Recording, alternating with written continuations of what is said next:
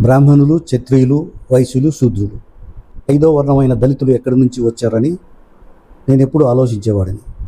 ఈ దళితులు ఏర్పడడానికి కారణము బహుశా సమాజంలో ఆ రోజు ఎలివేతలు ఉన్నాయి. గ్రామ బహిష్కరణ, రాజ్య బహిష్కరణ.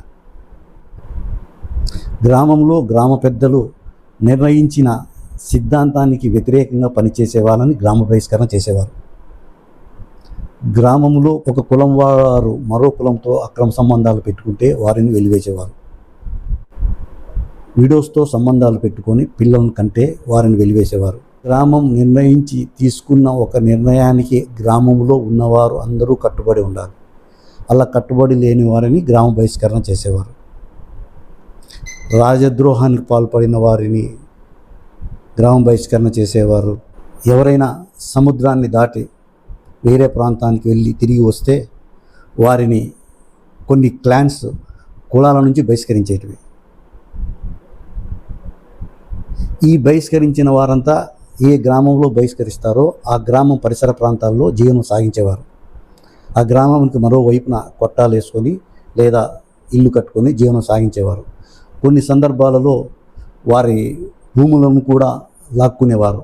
పెనాల్టీ కిందనో వారి భూములను కూడా స్వాధీనం చేసుకునేవారు. వారికి తక్కువ భూములు ఇచ్చేవారు. కొన్ని సందర్భాలలో భూములను తీసుకోకుండా మనుషులను మాత్రమే గ్రామ బహిష్కరణ చేసేవారు. ఈ గ్రామ బహిష్కరణ చేసిన వారు అన్ని కులాల వారు ఉన్నారు. బ్రాహ్మణ కులంలో ప్రాబ్లమ్స్ వస్తే వాళ్ళను బహిష్కరించేవారు. క్షత్రియ కులంలో ప్రాబ్లమ్స్ వస్తే వాళ్ళు బహిష్కరించేవాళ్ళు.